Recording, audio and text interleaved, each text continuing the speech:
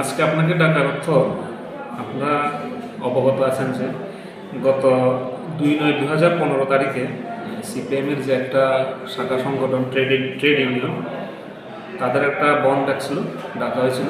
সেটার পরিপ্রেক্ষিতে তারা পিকেটিংয়ে ছিল বিলোনিয়া ডিস্ট্রিক্ট জাজ কোর্ট চত্বরে।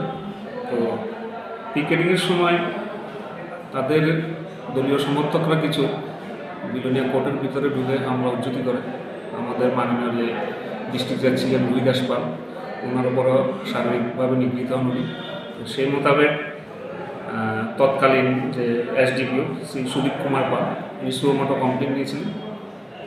কমপ্লেনে যারা নাম ছিল তাদের নাম ছিল তাপস দত্ত, ত্রিলোকেশ সিনহা এবং বাদল চন্দ্র দেবনাথ। তো যেটার বিলোনিয়া পিএস কেস নম্বর 113/15 এবং এটা চার্জশিট হওয়ার পর যেটা বিলোনিয়া কোর্টে যেটার মামলার নম্বর হয়েছে PRC WP 94/2016। যথারীতি জুডিশিয়াল ম্যাজিস্ট্রেট ফার্স্ট ক্লাস কোর্টে সেটা দীর্ঘ সাক্ষ্যবাক্য চলে, ট্রায়াল চলে। পরিশেষে জুডিশিয়াল ম্যাজিস্ট্রেট ফার্স্ট ক্লাস ওনাদেরকে সেকশন 447-এ 2 মাস এবং সেকশন 353-তে 2 বছর পানিশমেন্ট দেন। তো ওই পানিশমেন্টের এবং জাজমেন্টের এগেনিস্টে ওনারা বিলোনিয়া ডিস্ট্রিক্ট কোর্টে আপিল করেন। সেখানে ওনাদের শাস্তি বহাল থাকে। পরবর্তী সময় ওনারা আবার অনারেবল হাইকোর্ট ত্রিপুরাতে আপিল করেন, সেখানেও বহাল থাকে।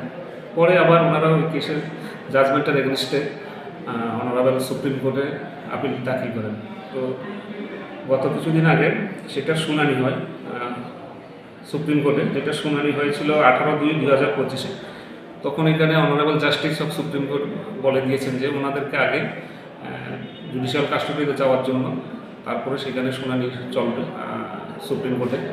এবং ওনাদেরকে বলা হয়েছে, এটা বলা হয়েছে যে এফিডেভিট দিয়ে যাতে সেটাকে কনফার্ম করা হয়।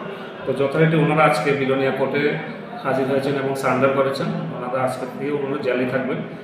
তো সুপ্রিম কোর্টে ডেট পেন্ডিং আছে 18/3/2025-এ, সেটা শুনানি চলবে এবং ওনারা জেলেই থাকবেন।